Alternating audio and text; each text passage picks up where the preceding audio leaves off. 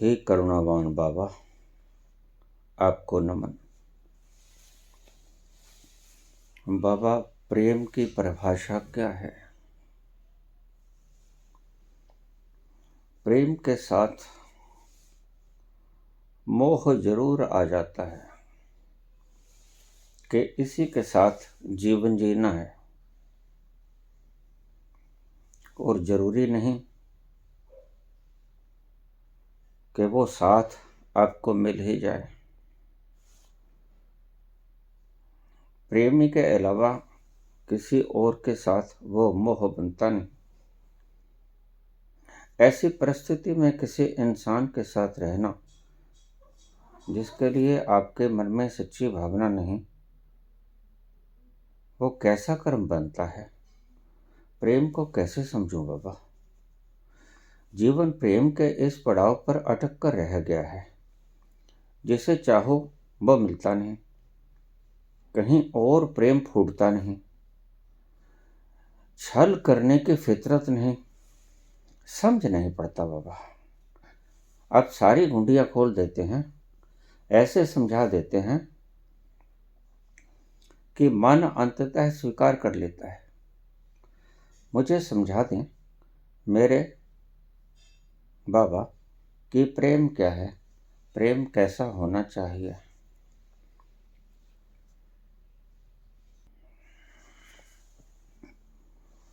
प्रेम आग है, प्रेम जलाता है, प्रेम में जल जाना होता है। यही प्रेम की विडंबना है।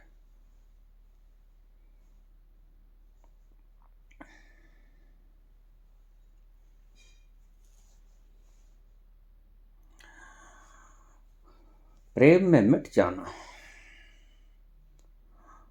हो जाने जैसा है।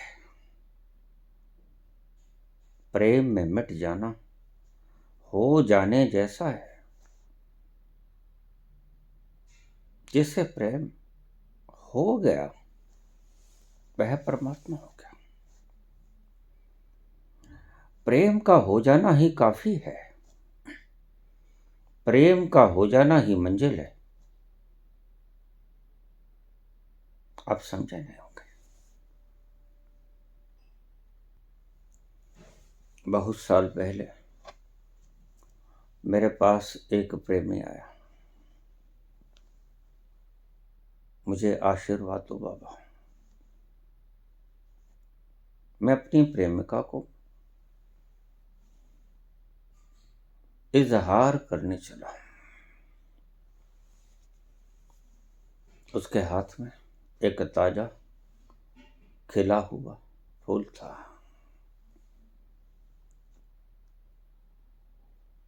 मैंने कहा वो तो ठीक है, लेकिन इसने क्या कसूर किया है? किसने बाबा? ये जो तुम खिला हुआ फूल तोड़ के लाए, इसका क्या कसूर है? प्रेम तुम्हें है, इसका क्या कसूर है? ये भेंट करूंगा बाबा।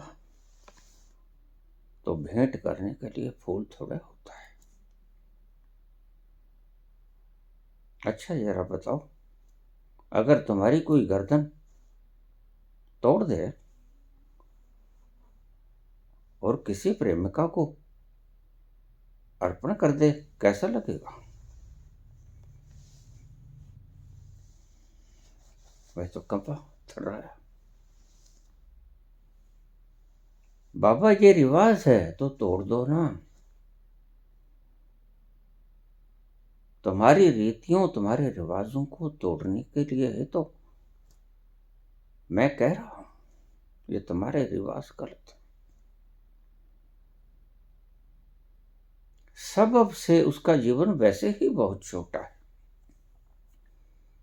जो कली फूल बन गई, खिल गई,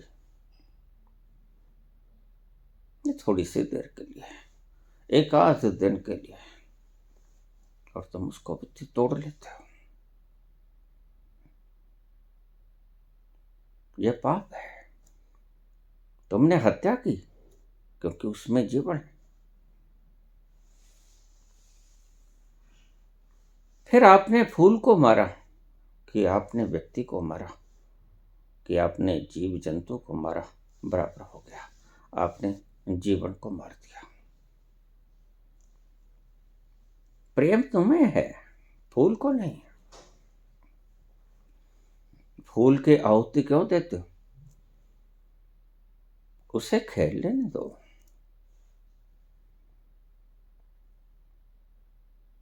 चलती हुई हवाओं में उसे लहरा लेने दो, उसे नाच लेने दो।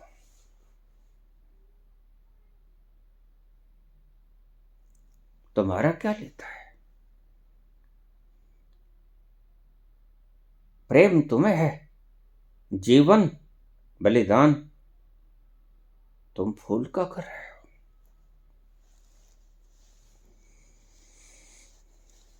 यह प्रेम है, यह तो हत्या है। तुम प्रेमी नहीं हो, तुम हत्यारे हो। हैं? हम्म?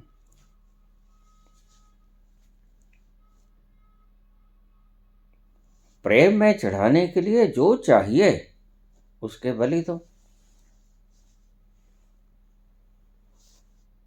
तो बाबा, प्रेम में चढ़ाने के लिए क्या चाहिए? प्रेम प्रेम में चढ़ाने के लिए तुम्हारा अहंकार चाहिए। और आज सारे धर्मों में यह रिवाज फैल गया है। समर्पण करना होता है स्वयं को, मिटाना होता है खुद ही को, भस्म करना होता है स्वयं के अहंकार को। तुम भस्म कर देते हो, जीवन छीन लेते हो, मार देते हो दूसरे को। फूल दूसरा है।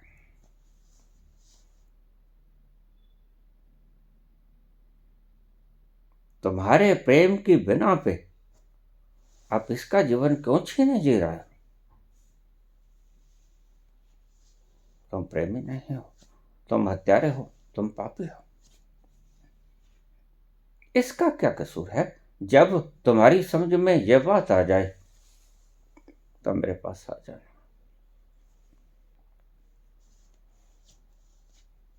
आज ऐसी ही रीतियां, रिवाजें हमारे धर्म पुरुष हमें सिखा रहे हैं, हमारे राजनीतिज्ञ हमें सिखा रहे हैं।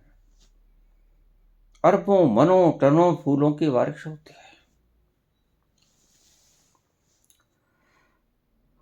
राजनीतिज्ञों में और धार्मिक व्यक्तियों में आज कुछ फर्क नहीं रह गया है। राजनीतिज्ञ भी फूलों की गर्दन को मरोड़ देते हैं और लोगों को दिखाने के लिए अपने ऊपर बारिश करवाते हैं। और धार्मिक लोग भी ऐसा करते हैं। और यह प्रथा न जाने कब से शुरू है और तुम उसे पूजा कहते हो। तुमने अर्थ गलत ले लिया। पूजा के, प्रेम के, प्रार्थना के, अरदास के तुमने अर्थ गलत ले लिए।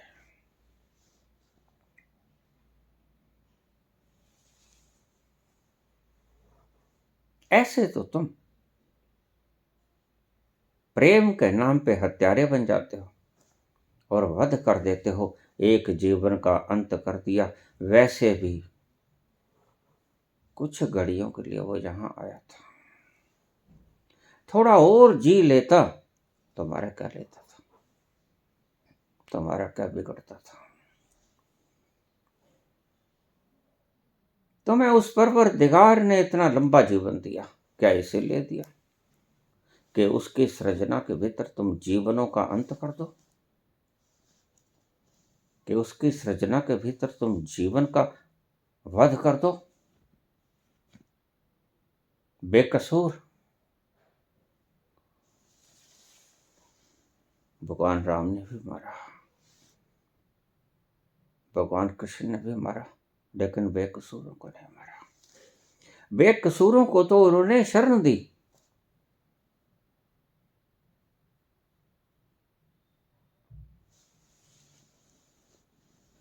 अपराधियों को उन्होंने दंड दिया।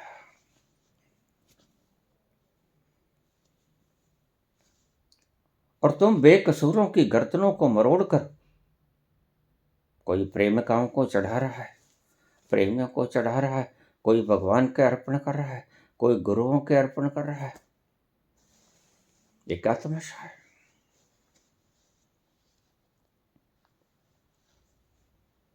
पूछा है बाबा, प्रेम क्या है?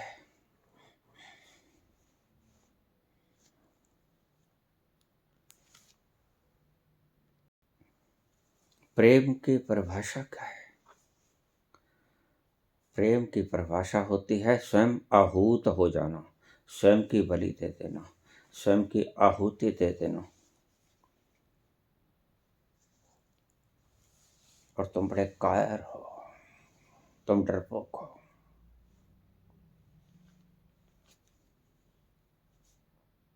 कायर इसीलिए कि तुम स्वयं की बलि दे नहीं सकते, और स्वयं की बलि के स्थान पर और चीजों की बलि देकर तुम आश्वस्त हो जाते हो कि ठीक बलि चढ़ गई।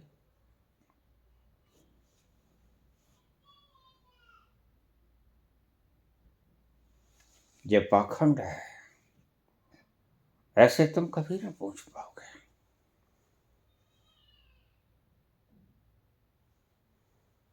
ये अनाचार करते हो और इच्छा रखते हो कि हम उस प्रेम की शरण में चले जाएं।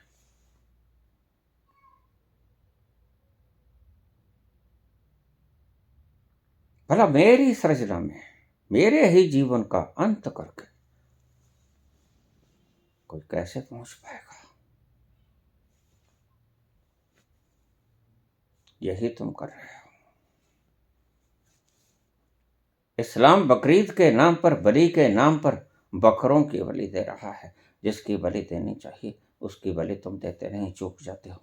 डरपोक हो, भीरू हो, भयभीत हो, क्योंकि वो बलि देनी कठिन से कठिनतम है। वो बलि देना हर एक बश की बात नहीं।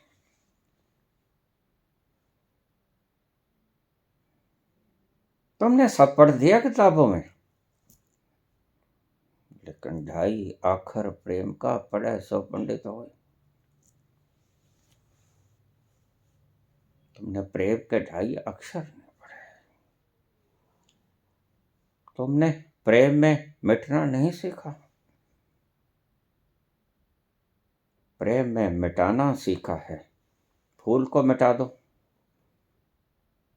बकरे को मिटा दो, मासूम मेमने को मिटा दो, औरों औरों की बलि चढ़ा दो, स्वयं की बलि कब चढ़ाओगे?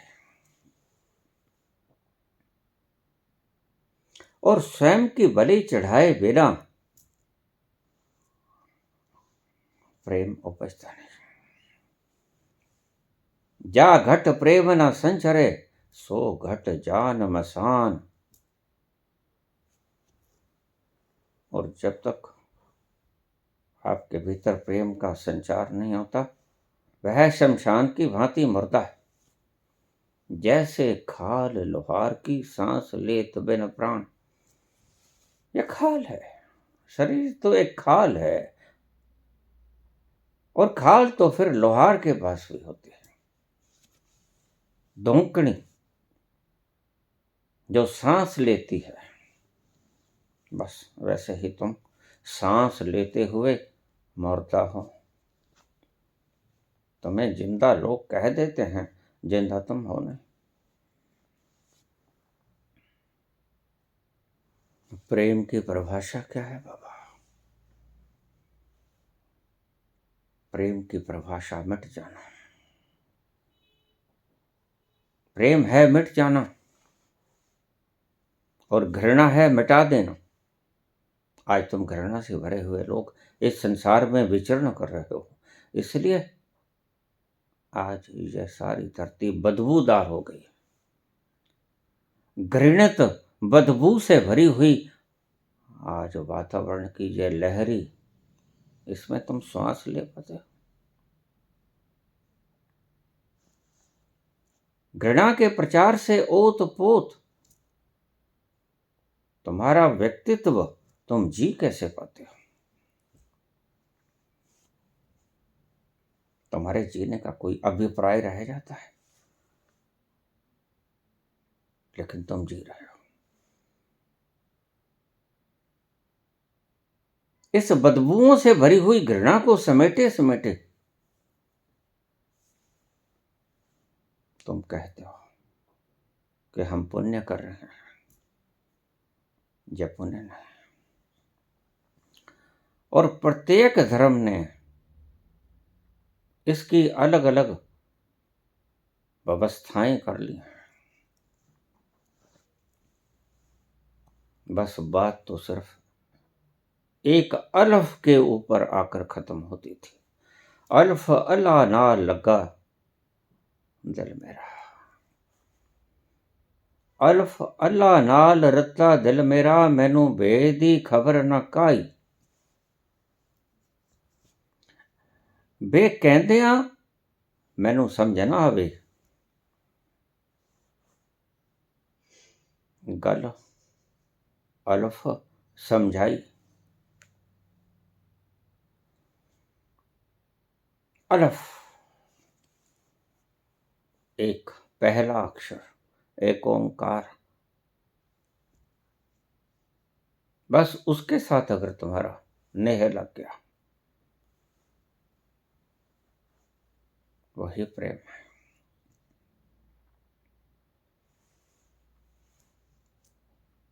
लेकिन अफसोस, आज तुम्हारे राजनीतिक भी बदबू से भरे हुए घृणाओं को फैला रहे हैं, और कुछ कम धार्मिक लोग भी नहीं रह गए हैं। धार्मिक लोग भी तुम्हें यही सिखाते हैं। बुद्धि उनके पास है नहीं, शास्त्रों से पढ़ा हुआ ज्ञान है, सूचनाएं हैं, इंफॉर्मेशन है।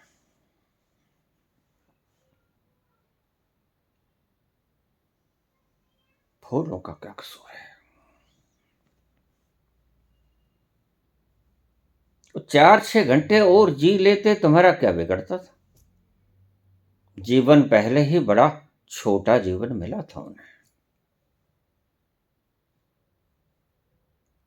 लेकिन बिल्कुल तुमने नेस्त नाबूद कर दिया, उसकी गर्दन को तोड़कर। और बड़े प्यार से कहते हो, भगवान तुम्हारे अर्पण ये फूल कर दिए। तुम ज्ञानी हो? अरे मूर्खो, जब ये खिल रहे थे, नाच रहे थे हवाओं के भीतर, खिले खिले तो अर्पित थे भगवान के। भगवान ने तो इसे खिलाया था। प्रभु की कृपा के बिना चेतनता आती कहाँ है? जिस डाल पर ये खिले थे, जिस तने पर, वहां प्रभु को ऑलरेडी ही अर्पित थे। और तुमने इसका गर्दन मरोड़ लिया, और तुमने इसके स्पेयर पार्ट्स अलग कर लिए, और तुमने इसकी पंखुड़ियां इकट्ठी कर ली। और तुम बुद्धू लोग, मूर्ख लोग, भगवान को अर्पित किए जा रहे हो इसकी पंखुड़ियों को। इसका कसूर क्या था, मुझे बता दो। क्या ये जड़ है?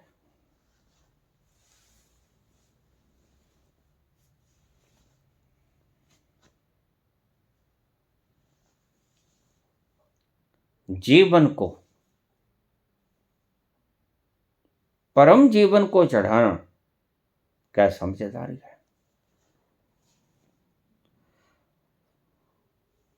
ये बेवकूफी है।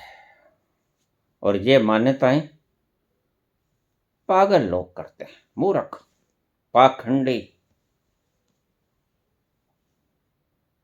जिनके पास स्वयं का ज्ञान है।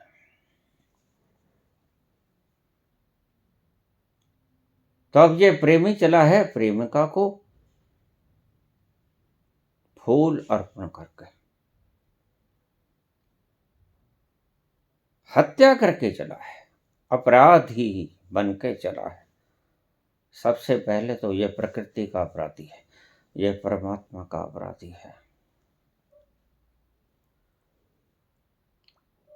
इसने खिले हुए फूल की हत्या की, इसने उसका जीवन छीन लिया। बड़े से बड़ा पाप है। जितनी देर का जीवन परमात्मा ने ऐसे दिया था, क्यों नहीं जी लेने दिया? तुम क्यों व्यवधान पैदा किया? तुमने क्यों अड़चन डाली?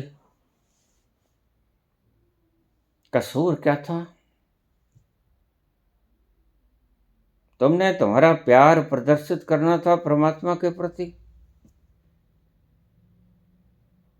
और इस जड़ मूर्ति को, जड़ परमात्मा को अर्पित करने के लिए उस चेतन की हत्या कर दी, उसे भी जड़ बना दिया। ये समझदारी नहीं है, मूर्खों का काम है। करते चले जाएंगे। संत चीखते चिल्लाते रहेंगे, ये बहरे हैं, इनके हृदय के भीतर से आवाज नहीं उतरेगी, इनकी आत्मा झंझोड़ी नहीं जाएगी। जिसे अर्पण करना चाहिए वह अर्पण करने का इनके भीतर माजना नहीं है, क्योंकि थर्राते हैं, ये कांपते हैं लोग। मैं अक्सर जयपुर जाया करता था, वहां कुछ लोग मेरे पास मिलने के लिए आ जाते हैं।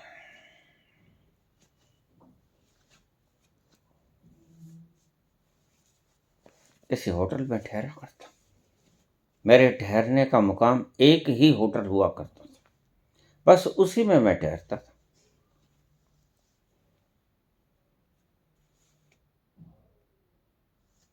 तो मैं वहां ठहरा हुआ था, कुछ लोग मुझे जानते थे।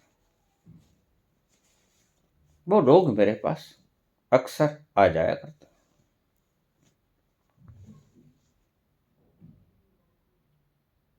एक दिन वो मुझे कहने लगे, एक व्यक्ति ने यहां घोषणा की है कि मैं परमात्मा को प्राप्त कर गया, मैं प्रबुद्ध हो गया, मैं संबोधि को उपलब्ध हो गया हूं, मैं समाधिस्थ हो गया। मैंने वो सारी ईश्वर की फैलाव को देख लिया है, मैं उसमें समा गया हूं। बाबा, क्या आप ओरा या कोई और कुछ देखकर बता सकते हो वेदर ही इज एनलाइटेंड और नॉट? मैंने कहा बिल्कुल देख लूंगा, बिल्कुल देख लूंगा, मेरे पास बड़ा फार्मूला है। व्यक्ति एनलाइटेंड हुआ कि नहीं हुआ, मैं मात्र आपको 2 मिनट में बता दूंगा। और व्यक्ति अगर एनलाइटेंड होना चाहे तो मैं मात्र 2 मिनट में पहुंचा भी दूंगा। तजर्बेकार हूं, पुराना, पहुंचा भी दूंगा और कस भी दूंगा कि वेदर ही इज एनलाइटेंड और नॉट। तो बाबा फिर हम शाम को लेके आए? मैंने कहा बिल्कुल लेके आओ।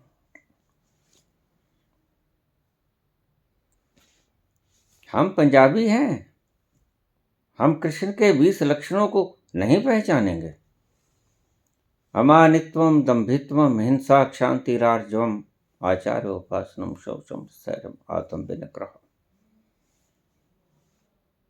हम तो कट फट पंजाबी तरीके हैं हमारे पास। ले आओ शाम को, 2 मिनट का वक्त दे देना, मैं तुम्हें बता दूंगा, वो खुद ही तुम्हें बता देगा, छोड़ दो।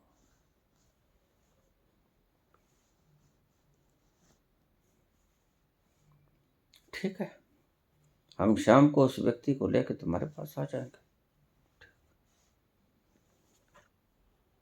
सभी चले गए, एक व्यक्ति को मैंने बुलाया, बात सुनो। आ गए। मैंने कहा बाजार से ये पैसे ले जाओ, एक खिलौना रिवॉल्वर खरीद लाना। हाँ, खिलौना रिवॉल्वर टॉयज की दुकान पे मिल जाएगा, बच्चों के खिलौने होते हैं। क्या करना है बाबा, ले आओ।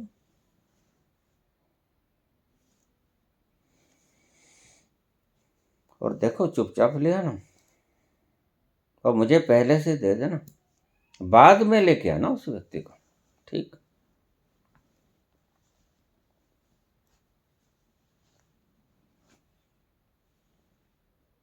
ऐसा ही हुआ। शाम को व्यक्ति पहले आ गया, आके उसने मुझे खिलौना रिवॉल्वर दे दिया, ये लो।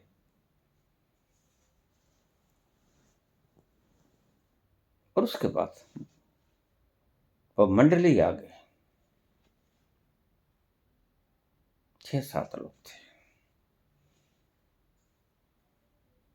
और वह एक्टिंग कर रहा था।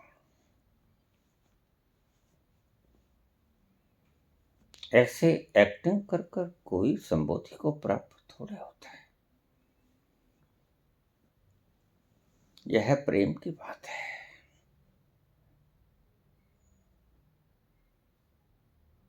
और प्रेम में भय नहीं होता, और प्रेमी तभी हुआ जा सकता है जब मृत्यु के भय से मुक्ति हो जाए। मरो मरो हे जोगी मरो, मरो मरण है मीठा। यहाँ तो बड़ा कड़वा लगता है,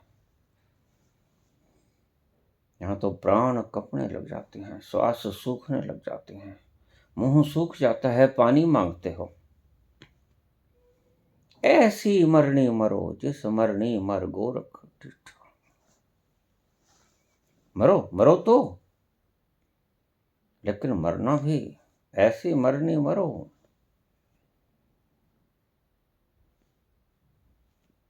गोरख कहते हैं कि ऐसी मरनी मर जा, मत मर जाना जिसमें तुम दूसरे को मार दो। सुसाइड मत कर लेना, शरीर दूसरा है। वह आत्महत्या नहीं होगी, वह हत्या होगी। ऐसी मरनी मरो जिस मरनी मर गोरख डिठा। तुम दूसरों की बलि देते हो, फूल चढ़ा दिया, बकरा चढ़ा दिया, मुर्गा चढ़ा दिया। नहीं, ऐसी शब्द बोलते हैं गोरख। ऐसी शब्द में क्या भाव आ गया, क्या अर्थ आ गया। दूसरे को मत मारो, वो तो हत्या हो गई। फिर फूल को मारो कि मुर्गे को मारो, कि मेमने को मारो, कच्चे कच्चे मेमने तुम मार देते हो। और कहते हो अल्लाह प्रसन्न हो गया। नहीं, अल्लाह इस प्रकार की बलि से प्रसन्न नहीं होगा, अल्लाह तो नाराज होगा। जीवन परमात्मा की देन है, और तुमने परमात्मा की देन को समाप्त कर दिया, फिर वो खुश कैसे होगा? अल्लाह खुश कैसे होगा? अल्लाह नाराज होगा, निश्चित ही नाराज होगा। तुम्हें पता नहीं, क्योंकि तुम अल्लाह के पास कभी गए नहीं। जहां कभी गए नहीं, वहां के वातावरण का तुम्हें पता क्या है? शास्त्रों में, किताबों में, मार्गदर्शकों से, गुरुओं से, शास्त्र संबंधी बात करने वालों से सुन लिया, गए कभी नहीं। और जब तक तुम जाओगे नहीं, तब तक ये भेद खुलेगा नहीं। ये तो तुम्हें ही आहूत होना पड़ेगा।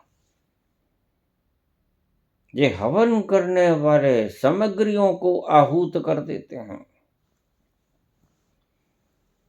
घृत को फूंक देते हैं, लकड़ी को फूंक देते हैं, हवन सामग्री को फूंक देते हैं, और कहते हैं कि शुद्धि हो गई,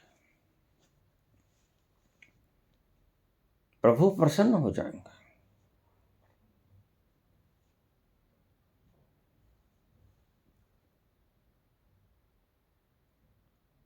उन्होंने कम से कम हवन करने वाले किसी जीवन को तो नहीं मिटाते, लेकिन पहले ऐसा पागलपन होता था।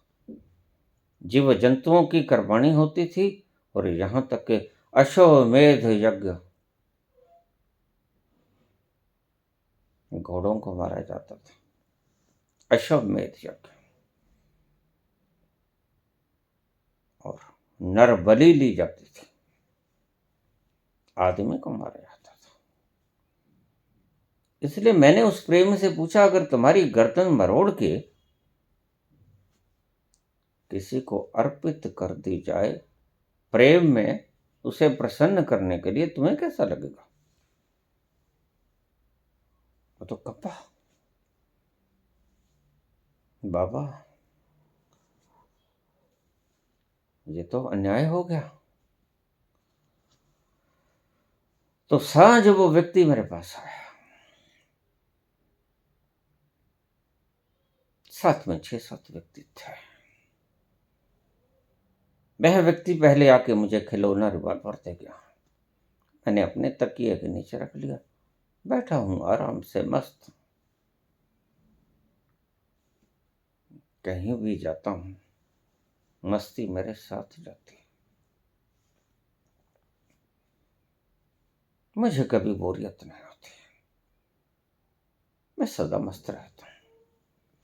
और तुम्हें लोग जीवन जीने की कलाएं सिखाते हैं, मैं जीवन जीने की कला सीख गया हूं।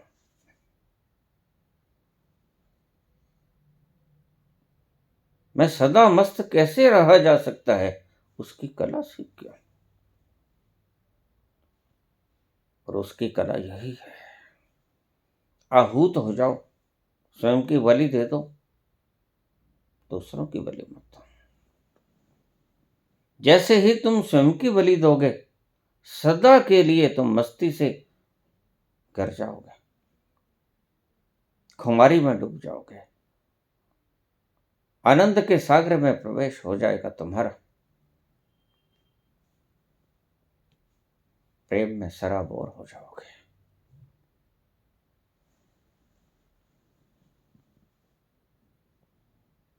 उस व्यक्ति को लाया गया,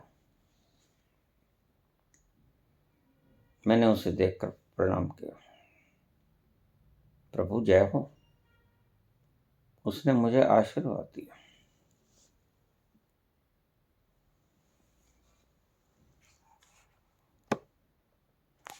मैंने तकिए के नीचे से रिवॉल्वर निकाला और वो रिवॉल्वर उसके सामने कर दिया।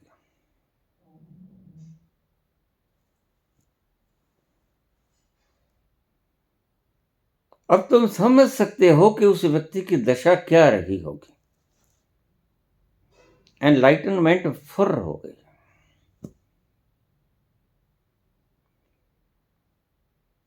चड्डी गीली हो गई दोनों तरफ से, आगे से भी पीछे से। क्षमा कीजिएगा, यह मसला कुछ गहरा था, उलझा हुआ था। मैंने कैसे ले जाऊं, थर थर कांपने लगा।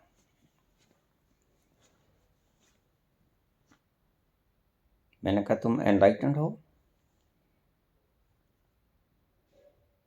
उसने हाथ जोड़ लिया। नहीं, बस इतने से बात।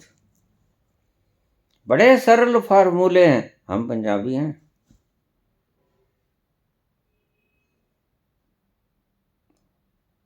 हम शहीद होना जानते हैं। गुरु तेग बहादुर खुद चल के जाते हैं अपने घर से, और औरंगजेब के सामने बैठ जाते हैं चौंकड़ी मार के, और कहते हैं चला अपनी तलवार को, और वो चला देता है। यह कोई मजाक नहीं है, वास्तव में राजा है, और वास्तव में लंबी तलवार है, तीखी, और सिर धड़ से एक बार की मैल हो जाता है। हम कुर्बानी देना जानते हैं, लेना नहीं जानते।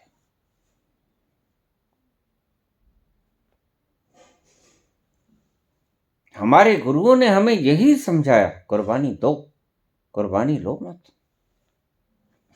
तुम कुर्बानी लेते हो, वो बकरी की कुर्बानी लो, फूल की कुर्बानी लो, मुर्गे की कुर्बानी लो, लेकिन तुमने अपने अहंकार की कुर्बानी तो नहीं दी।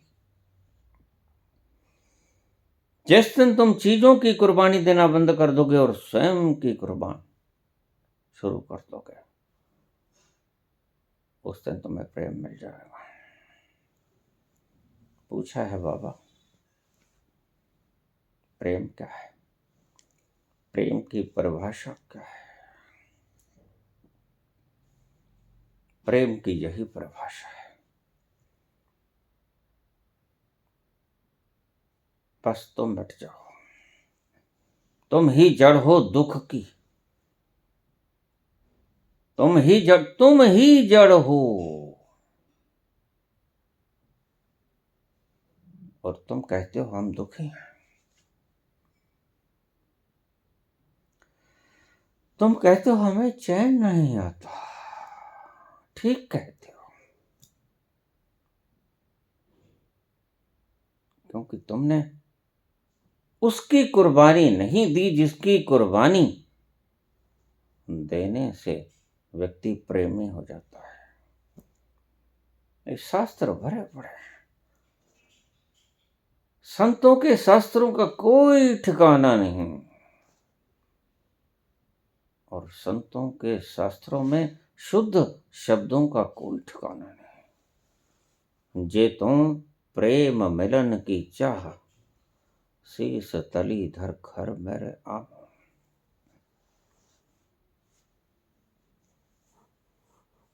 लेकिन मृत्यु तुम्हारे सामने खड़ी होती है, तुम थर थर कांपने लग जाते हो, फिर चड्डियां दोनों तरफ से गीली होती हैं, और पहचान लिए जाते हो वेदर यू आर एनलाइटेंड और नॉट। ये प्रवचन करता है नहीं, ये भाषण करता है, और भाषण करता भाग जाया करता है। जिसने मरने से पहले मरना जान लिया, उसे हमारी भाषा में मरजीवड़ा कहते हैं। जो तुम्हें जीता लगता है लेकिन वो जीता है नहीं, वो मर गया, वह मरजीवड़ा। जो मौत से पहले कुर्बान हो गया, जो मौत से पहले मृत हो गया।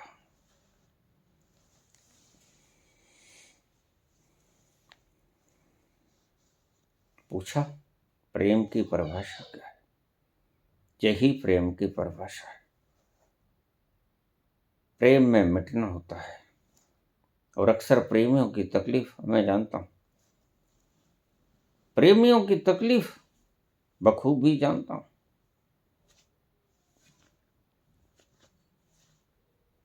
आज प्रेमी प्रेमी नहीं है, प्रेमी आज मंगते बनकर रह गए हैं। मांगने वाले मंगते, प्रेमी एक दूसरे से मांग रहे हैं, प्रेम दो, प्रेम दो।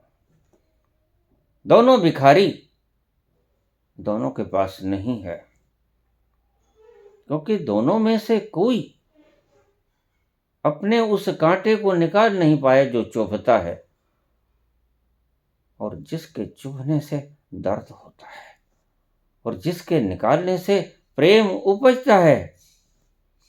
तुमने वो अहंकार का कांटा निकाला नहीं। काश तुम वो अहंकार का कांटा निकाल देते, फिर तुम्हारे लिए कोई मृत्यु नहीं थी। फिर तुम निर्भीक होकर बोल पाते, जिस मरने से जग डरे मेरे मन आनंद, मरने ही से पाइए पूर्ण परमानंद। तुम तो थर थर कांपने लग जाते हो, और तुम कहते हो मैं प्रेम हूं।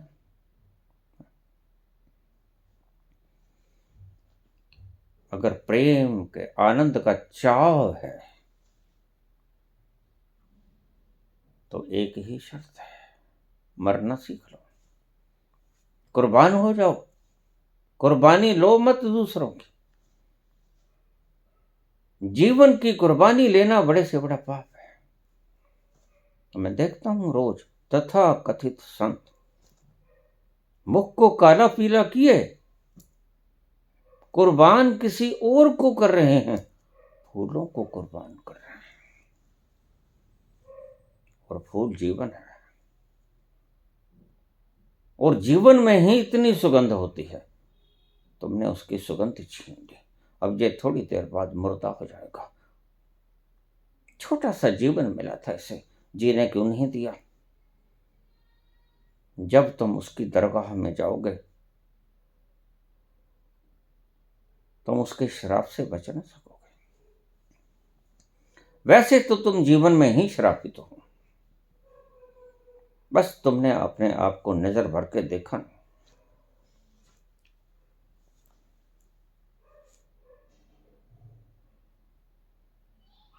तुम श्रापित लोग हो,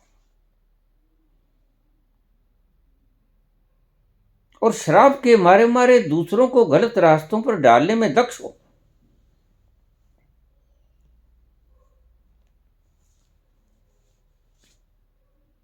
प्रेम क्या है बाबा?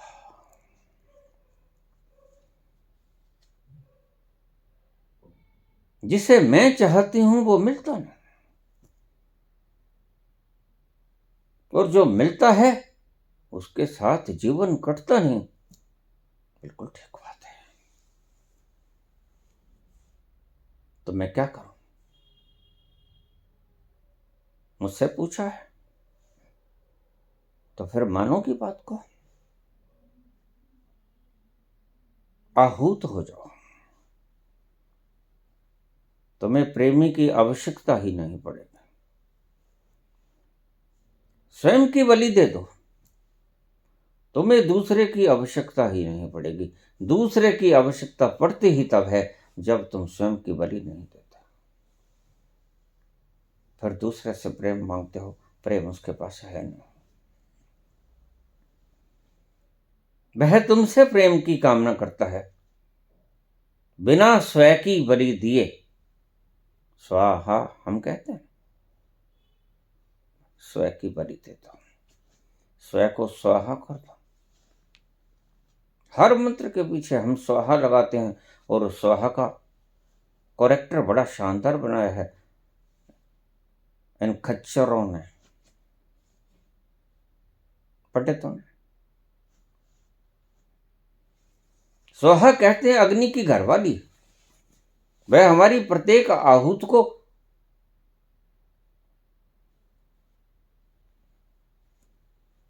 उसी देवता तक पहुंचा देती है। कैसे कैसे अर्थ करते हैं ये लोग।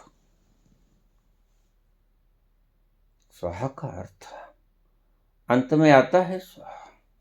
भगवान के नाम से शुरू होता है ओम, और समाप्त होता है स्वाहा पे, यानी स्वयं की बलि दे दें। और स्वाहा कह के ही हम बलि देते हैं, लेकिन देते हैं पदार्थों की। यही तुम समझ नहीं पाए। मृत्यु से डरे डरे लोग सामग्रियां एकत्रित करते फिरते हैं, सामग्रियों को बलिदान करते हैं, वस्तुओं को बलिदान करते हैं। नारियल जो देखने में मनुष्य जैसा लगता है, वैसे ही बाल, जटाएं, वैसे ही आंख, वैसे ही नाक, सब कुछ उसको बलि दे देते हैं और तृप्त हो जाते हैं। साइकोलॉजिकली मानसिक तृप्ति सबसे बुरी तृप्ति है, और तुम तृप्त होते हो साइकोलॉजिकली। तुम्हारी तृप्ति मानसिक तृप्ति है, और तुम इसको सत्य में तृप्ति समझ लेते हो। यहीं तुम गलती खा जाते हो, ऐसा नहीं, यहीं तुम पाप कर जाते हो।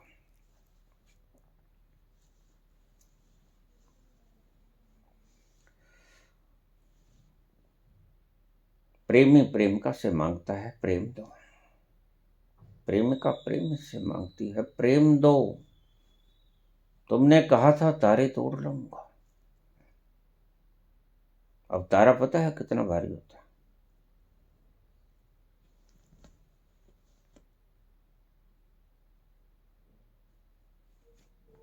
कहां से तोड़ लाएगा? स्वयं के अहंकार को तो तोड़ नहीं सका, तारा कहां से तोड़ लाएगा? ऐसे दुष्प्रचार करते हैं प्रेमी। अपने जाल में फंसाने के लिए है। और तुम कहती हो जिससे मन लगता है वो मिलता नहीं। अगर मिल भी जाएगा, न मिले, मेरा आशीर्वाद। मिल गया तो बड़ी पछताओगी।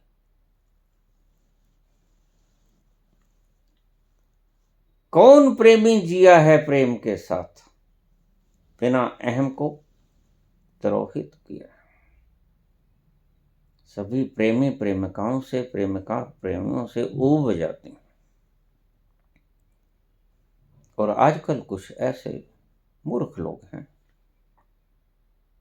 जो कहते हैं शादी एक बंधन है, तो प्रेम एक बंधन नहीं।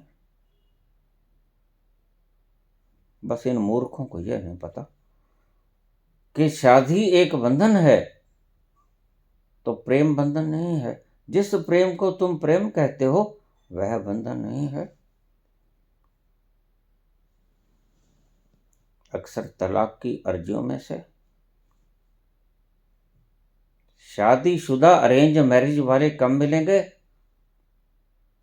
प्रेमी लोग ज्यादा मिलेंगे। तुम्हें पता नहीं इस बात का। प्रेमी अगर बंधे रहते हैं तो सिर्फ इसी कारण से बंधे रहते हैं कि उन्हें घर से बगावत करके एक दूसरे से शादी की होती है। अब जाएंगे तो जाएंगे कहाँ? अब तो घर वाले भी मुझे स्वीकार नहीं करेंगे। बस इस डर के कारण बंधे रहते हैं, बगावत नहीं करते। करना चाहते हैं क्योंकि जो चाहा था, जो सोचा था वो मिला नहीं। किसका मिला है? तुम बुनियादी तत्व को ही चूक गए। प्रेम का अर्थ कुछ और था। तुमने प्रेम के अर्थ को मांगना समझ लिया। तुम भिखारी बन गए, भिखमंगे हो, एक दूसरे के आगे भिक्षा पत्र फैलाए खड़े हो। इसमें प्रेम डाल दो। ऐसे मांगने से प्रेम मिलता नहीं।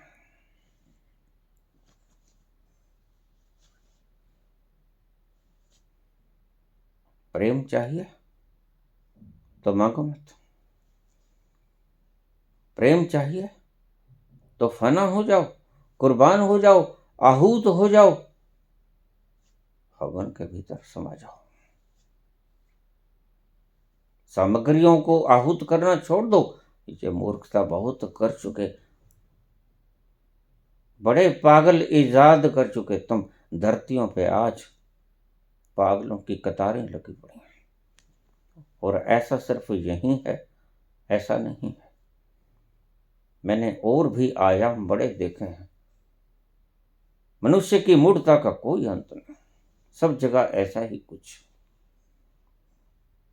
बस कहीं थोड़ा अच्छा, कहीं बुरा। वो तो इस धरती पे भी है। कहीं व्यवस्थाएं इस धरती पे बहुत अच्छी हैं, लोकतांत्रिक हैं, और कहीं व्यवस्थाएं इस धरती के ऊपर तानाशाही हैं। इसी धरती पे देख लो, दूसरे ग्रहों की तो बात ही मत करो। इसी धरती पे इतना फर्क है। कोई मुल्क है जो परम स्वतंत्रता का आनंद उठा रहा है, और कोई मुल्क है जो तानाशाही की जकड़न के भीतर सांस लेने से भी घबराता है। यही नरक है, यही स्वर्ग है। तुम ढूंढते हो कहाँ? बंधनों में बंधे बंधे तुम स्वर्ग की कामना करते हो।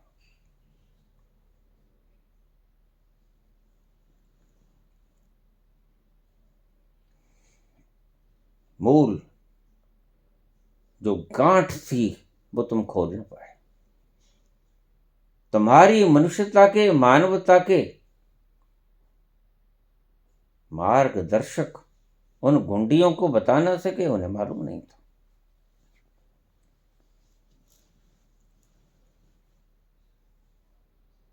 किसी की बलि लेना प्रेम नहीं।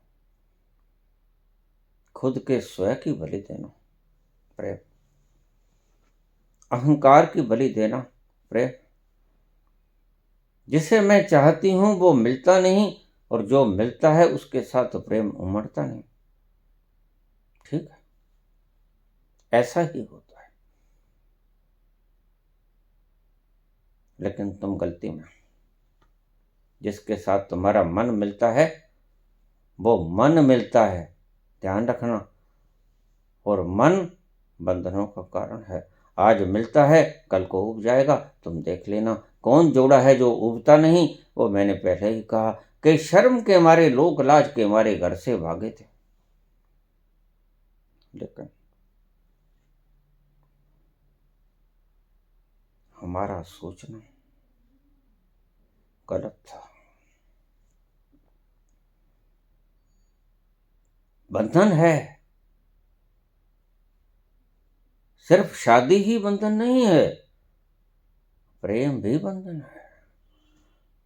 जिस प्रेम को तुम प्रेम कहते हो, क्योंकि वह मूलभूत आहूति से आया नहीं, वह तुम्हारे ही संसार का परिणाम है प्रेम। बस किसी को कुछ अच्छा लग गया, उसको तुम प्रेम कहते हो। तुम्हें प्रेम की परिभाषा तो पता नहीं। किसको नाक अच्छा लग गया, किसी को उसकी आंखें अच्छी लगी, किसी को उसकी जुल्फें अच्छी लगीं, किसी को उसकी छाती अच्छी लग गई। सुडोल है। अब प्रेम का वर्णन तुलसीदास ने भगवान राम का किया है। कहीं भी ऐसा वर्णन नहीं जो प्रेम की संज्ञा को विवरण कर सके। सभी जगह सुडोल हैं, कमल नयन हैं। शरीर की संरचना हंस जैसी चाल है।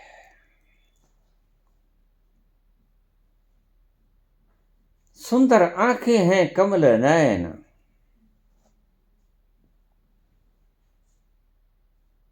बस हम इन चीजों से, पदार्थों से ही हम प्रेम को वर्णित करते हैं, यही मार खा जाते हैं। हमारे संतों ने यही खोजा है, क्या करें।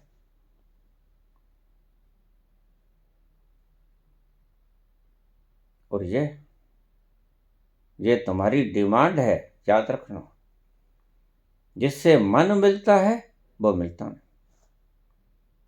जो मिलता है उससे मन नहीं मिलता। फिर मैं क्या करूं? कुछ भी कर लो, तुम पछताओगे। मन मिलता है, थोड़ी देरी से पछता लोगे। मन नहीं मिलता है, अभी ही पछता रहे हो। तुम्हारे मन का तजर्बा ही गलत है, तुम्हारी परिभाषाएं ही गलत हैं। तुम्हारे समाज ने, तुम्हारे मार्गदर्शकों ने प्रेम की परिभाषा ही तुम्हें गलत दी है। प्रेम की परिभाषा संत बता सकता है। और जो अभी बंध सकता है वह संत कौन? जो कहता है कि शादी बंधन है, वो संत कौन? और वो तुम्हारे बंधनों को तोड़ कहां पाएगा? जिसके लिए अभी कुछ बंधन है, कुछ भी बंधन है जिसके लिए, वो तुम्हारे बंधनों को तोड़ कहां पाएगा? तुम्हें वो आजादी कहां दे पाएगा? उसके बलबूते की बात ही नहीं, क्योंकि वो खुद ही स्वतंत्रता को प्राप्त नहीं हुआ। उसके सब पैमाने ही गलत हैं, उसके सब पैमाने खोपड़ी से आते हैं। अनुभव से कोई भी पैमाना नहीं आता। प्रेम के लिए तो अनुभव का पैमाना चाहिए। मिट जाने की ललक जैसे परवाने में होती है। शम्मा पे मन आया, शम्मा में समाहित हो गया, और तुम कहोगे उसे मिला क्या? तो मैं नहीं पता उसे क्या मिला, क्योंकि तुम कभी परवाने बने नहीं।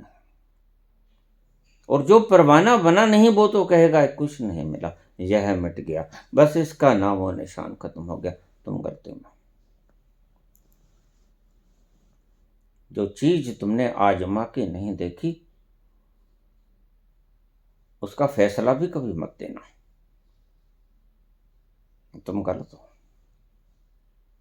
तुम गलत हो सकते हो ऐसा नहीं, तुम गलत हो। मिट के ही पाया जा सकता है। मिट के ही हुआ जा सकता है। तो दो रास्ते थे, एक बनने का, एक होने का। तुम बनते हो, कोई मैजिस्ट्रेट बन जाता है, कोई डीसी बन जाता है, कोई सीएम बन जाता है, कोई पीएम बन जाता है। तुम बनते हो। और जैसा आज संसार है उसमें तुम बन ही सकते हो, क्योंकि तुम्हें होने का मार्ग ही नहीं पता, तुम्हें होने की रास्ते की खबर ही नहीं। तुम उलझ जाओगे अगर होने के मार्ग पे जाओगे। इसलिए तुम बन जाते हो, मेहनत करते हो, पढ़ाई करते हो, खूब पढ़ते हो, कुछ बन जाते हो, कुछ बन जाते हो। जो चाहा था वो नहीं बने, लेकिन कुछ बन गए। ठीक। आजकल कुछ ऐसे पागल हैं, मुझे कल ही एक मित्र ने क्लिप भेजी, ब्रह्मांड तुम्हारी सभी इच्छाएं पूरी करेगा। और देखिए, हम जल्दबाजी में हैं। आज मनुष्य जल्दबाजी में है। मनुष्य चाहता है कि जल्दी मिल जाए और बिना प्रयास के मिल जाए, और बिना कुछ खोए मिल जाए। बस मिल जाए, मैं पालूं। मुझे पाखंडी लोग, ये व्यापारी हैं, प्रेमी हैं, ये तुम्हें लूटना चाहते हैं। ये लूटे नहीं स्वयं, जो खुद लूट गया वह संत हो गया। जो खुद नहीं लूटा वह असंत है अभी, वो तुम्हें लूटेगा, ख्याल रखना।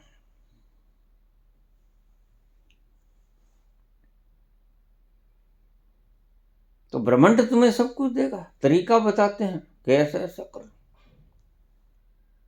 और हम उनकी गिरफ्त में आ जाते हैं। वो लूटते तो नहीं, वो लूट लेते हैं। और जो लूटते हैं वो राख होती है। तुम्हें नहीं मालूम, तुम चिल्लाते हो हम लूट गए, मेरे पास बहुत केस हो जाते हैं। हम लूट गए, मैंने कहा बिल्कुल लूटना था। जब लुटेरे को पास गए थे तो लूट ही जाओगे। जिस जीवन में तुम परम आनंद का लुत्फ ले सकते थे, वो जीवन तुमने शादी बंधन है कि नहीं बंधन है, कि प्रेम बंधन है कि मुक्ति है, इन बकवासों में गुजार दिया तो तुम लुटोगे ही। और दो तरह के लुटने होते हैं, एक तो ये आचार्य जो आपको लूट लेते हैं, एक जो आप अपनी खुशी से लूट जाते हो, उसे प्रेम कहते हैं। तो पूछा है बिटिया ने, प्रेम की परिभाषा क्या है बाबा? प्रेम की परिभाषा है निष्काम समर्पण, निष्काम लुट जाना, निष्काम आहूत हो जाना, स्वयं को फना कर देना, जल जाना, समग्र में एकाकार हो जाना, समग्र में विलीन हो जाना। यह प्रेम। लेकिन तुम्हारा प्रेम अंकाक्षाओं से भरा पड़ा है, इसलिए शादी को बंधन बताता है। ऐसे ही शादी बंधन नहीं लगती है, अंकाक्षाएं हैं भीतर तो रुलाई है, इच्छाएं हैं भीतर तो रुलाई है। इच्छाएं कम हैं शहनशाही है, इच्छाएं बिल्कुल नहीं तो खुदाई है। अगर खुद ही को खुदा करना है तो फना होना पड़ेगा, दूसरा कोई रास्ता ही नहीं। खुद ही को खुदा बनाना है तो स्वयं आहूत होना पड़ेगा, दूसरा कोई रास्ता नहीं।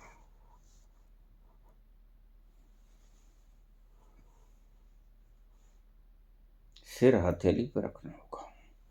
ये कायरों की बात नहीं, ये आध्यात्मिकता भी नहीं। आध्यात्मिकता का चेहरा पूंछ लिया है, इन्हें ऊपर चढ़ा लिया है, मेकअप कर लिया है। शब्दों में आध्यात्मिकता का पट्टिका लगाए हैं ये लोग कि हम आध्यात्मिक व्याख्यान कर रहे हैं, लेकिन इनकी बातों में कहीं भी आध्यात्मिकता नजर नहीं आती।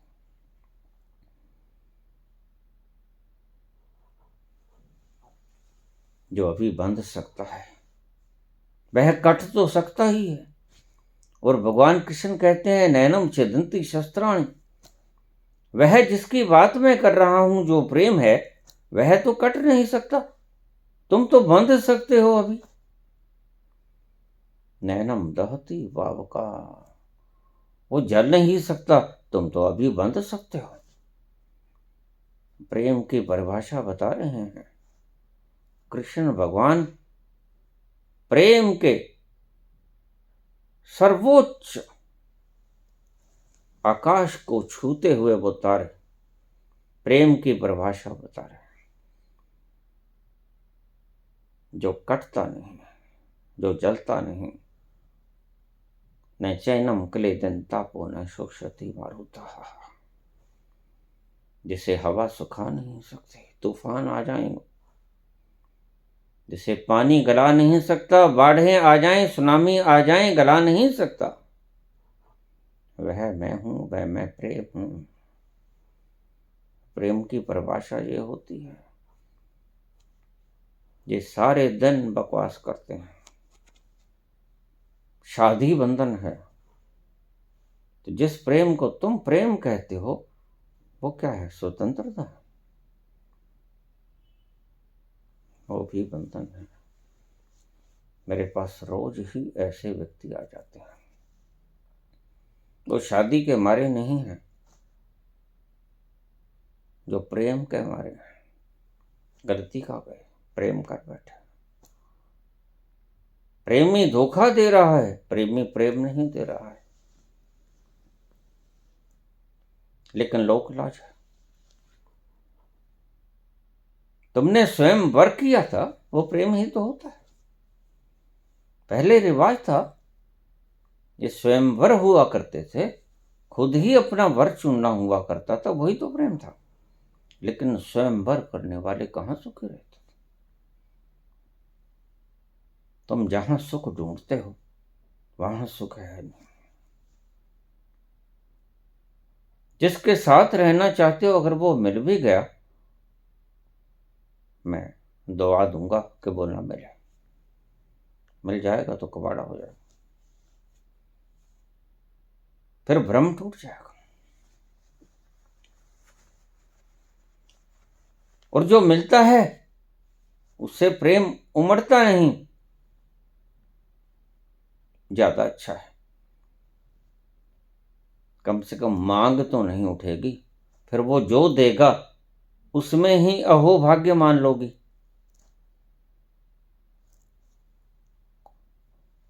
और फिर जरूरी थोड़ा ही है कि किसी के साथ ही रहना है, ये आवश्यक है। किसने बताया? तुम अकेले नहीं हो सकते।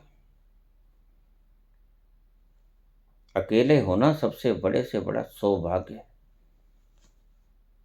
दो होना बड़े से बड़ा दुर्भाग्य है, और बहु होना तो दुर्भाग्य की अंतरिम अंतरिम परिणति है। तुम एक नहीं हो सकते, तुम जरूर ही दो रहते हो, दो ही रहना चाहते हो। तुम बाहर की तरफ क्यों देखते हो? बाहर की तरफ देखा किसने? किसी संत ने बाहर देखा, नानक ने बाहर देखा, लेकिन तुम्हारे हिसाब से तो वो बंद है। कबीर ने देखा? नहीं। लोई के साथ ऐसा प्यार जैसे घी मिश्री। कृष्ण ने बाहर देखा। तुम एक को रोते हो, शादी को रोते हो? कृष्ण की तरफ देखो।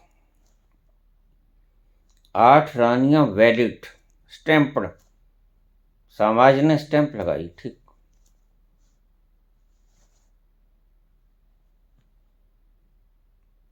और 16,108 रानियां,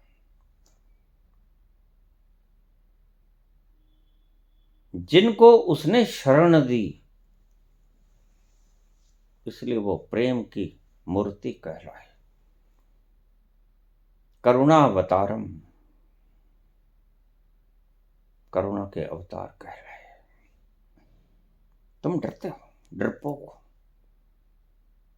समाज को डर दिखा के जाओगे, समाज को डर सौंप के जाओगे, और तुम्हारे मारे कभी साहस से भर ना पाएंगे। जो डर गया, जो इन कच्चे धागों से डर गया, वह भला आहूत होने का साहस कर कैसे पाएगा? नहीं, गलत मार्गदर्शक मिले हैं तुम्हें। आज संसार का यही दुर्भाग्य है। अन्य अन्य कारणों से ये तुम्हें लुभा लेते हैं।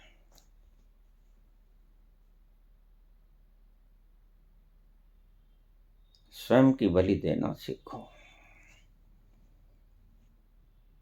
गुरु अर्जन देव जलती हुई तवी के ऊपर बैठ जाते हैं। गर्मी का महीना है, वैसे भी आग झुलसा रही है सूरज की, और ऊपर से गर्म गर्म जलता हुआ रेत उसके शरीर के ऊपर डाला जाता है और उफ नहीं करते।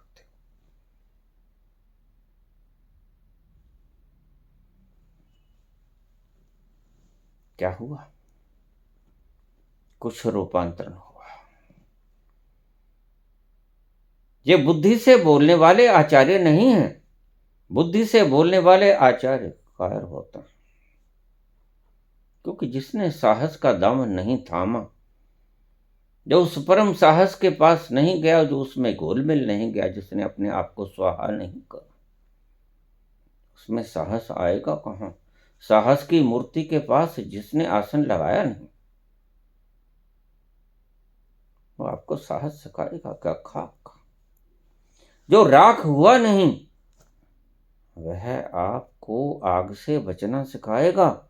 जैसे वणिक कहते हैं अपने बच्चों को कि तू छावे छावे जाई ते छावे छावे आई। धूप मत लगने देना, धूप गला देगी। वही कुछ तो तुम्हारे प्रचारक, तुम्हारे आचार्य तुम्हें सिखा रहे हैं।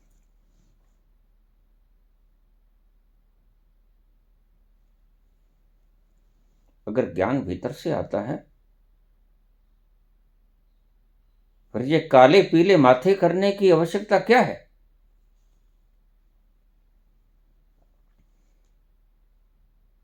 अगर इन्हें पता चल गया कि इस शरीर में हूं नहीं, तो इसको रंगने पोतने की जरूरत क्या है? लेकिन नहीं, हम मूर्खों से जल्दी प्रभावित हो जाते हैं। हम बुनियाद में कभी उतरे नहीं।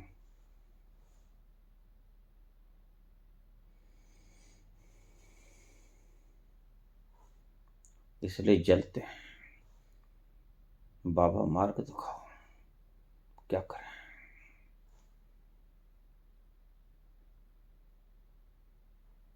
तुम प्यार में जलने वाले लोग हो, और तुम्हें चैन और आराम नहीं मिलता।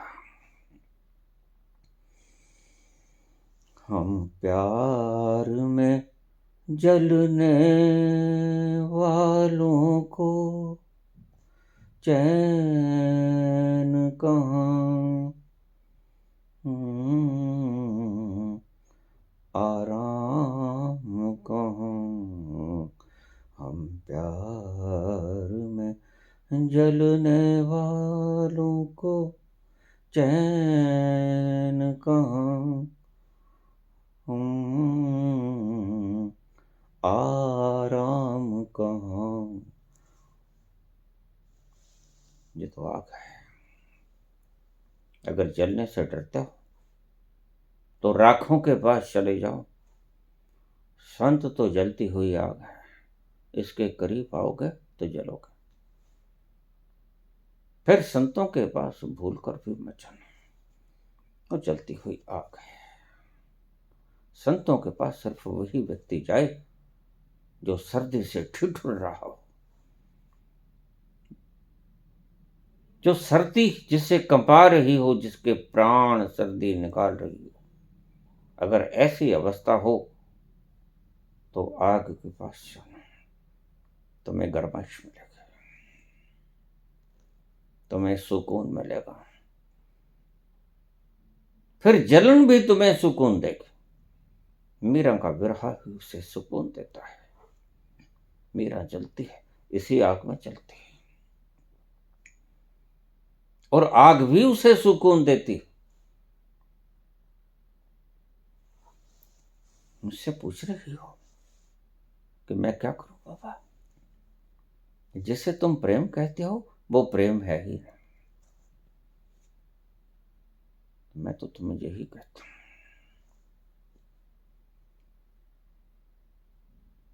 न शादी बंधन है न प्रेम बंधन है। तुम्हारी मूल समस्या है वो सुन लो। तुम्हारी मूल समस्या है काम वासना। समझाई? ये तो फालतू के नौटंकियां हैं।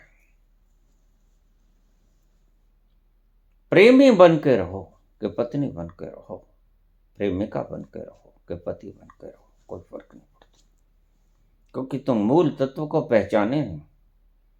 और जब तक मूल तत्व को तुम पहचानोगे नहीं, वो आयाम कुछ और है। उस आयाम में उतरना हर व्यक्ति के वश की बात नहीं, वहां फना होना पड़ता है।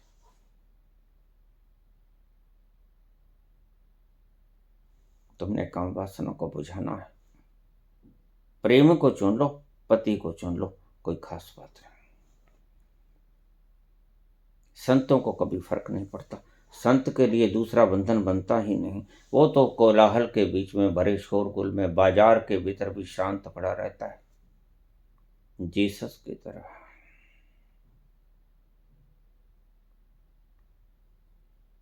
उसको कोई शादी बंधन नहीं देती। कबीर को कहां बंधन खलता है, और बड़े मजे से जिंदगी काट देते हैं। कहां बंधन खलता है राम को, कहां बंधन खलता है कृष्ण को।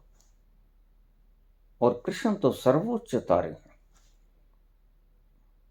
उन्होंने तो तुम्हारे राजाओं महाराजाओं की अति कर दी। वो तो ध्रुव तारा हो गया, एक अकेला तारा। तो फिर अगर शादी बंधन है तो फिर इनको तो जंजीरें पड़ी होनी चाहिए, मोटी मोटी संगलें पड़ी होनी चाहिए। लेकिन ना नानक को फर्क पड़ता है, ना कबीर को फर्क पड़ता है, ना कृष्ण को फर्क पड़ता है, ना राम को फर्क पड़ता है। किसी को फर्क नहीं पड़ता। जो जान गया है कि बंधन क्या, यहां तो मौत भी नहीं।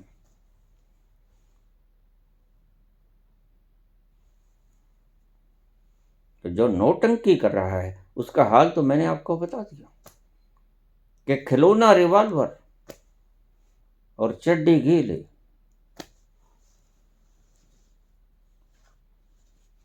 तुम साहस सिखाओगे, लेकिन बौद्धिक तल पे सिखाओगे। आध्यात्मिक तल पे तुम साहस नहीं सिखाओगे। मेरी बात को गौर से देख लेना। कितना ही बोलो, साहस सिखाओगे, बल सिखाओगे, इकट्ठा करना सिखाओगे, लेकिन बौद्धिक तल पे सिखाओगे, पदार्थों को इकट्ठा करना सिखाओगे। आध्यात्मिक तल पे नहीं सिखा सकते, क्योंकि खुद कभी गए नहीं। व्याख्या तो कोई भी कर लेता है। गीता की व्याख्या करने वाले हजारों लोग मिल जाएंगे और अपने अपने ढंग से कर लेंगे। माओ से तुंग अपने ढंग से गीता की व्याख्या कर लेते हैं, क्या दिक्कत है? कोई दिक्कत नहीं। जब कृष्ण 40 लाख लोगों का वध कर सकते हैं तो मैं क्यों नहीं? मैंने तो 15 लाख ही मारे। बस इससे संतोष हो जाता है और गीता को सिर के ऊपर रखकर माओ नाचते हैं कि मैं छोटा अपराधी, कृष्ण बड़ा अपराधी। ये सुकून का कारण बना, ऐसे ही तुम्हारे सुकून के कारण है। हमने देखी है जन्नत की हकीकत, लेकिन दिल के बहलाने को वाली भी क्या लज्जा है। अगर शादी बंधन है, ये कच्चा धागा बंधन है, तो कृष्ण तो फिर जंजीरों में बंधे हुए हैं, मोटी संगरों में बंधे हुए हैं।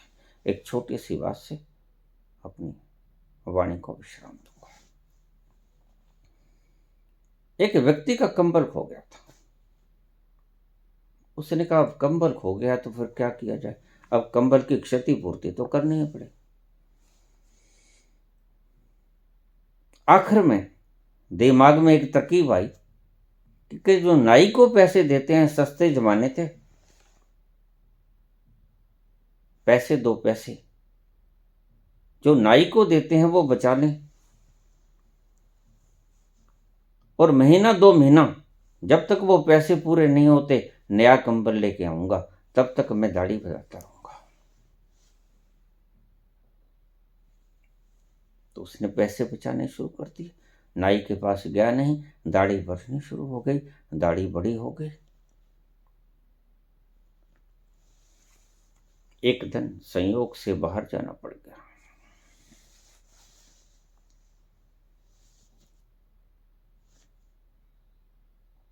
कंबल गुम हो गया था। कंबल का मुआवजा पूरा करने के लिए दाढ़ी बढ़ा ली थी। नाई को पैसे नहीं दिए थे, नाई पूरे पैसे हो गए, थोड़े से रह गए। तो एक दिन संयोगवशात पंजाब में आना पड़ गया। अब पंजाबियों को तो तुम जानते हो। ये देखो, जब देखा बाबा विजयवत्स को, कहने लगा अरे राम, अरे भाई इसको तो कंबल कोने, इसकी तो रजाई गवाच गई। कब से नाई के पास सेव कराने जे गया ने, तो मेरा कंबल गुम हुआ है, इसकी तो बड़ी रजाई, जयपुरी रजाई गुम हो गई। दाढ़ा देखो। धन्यवाद।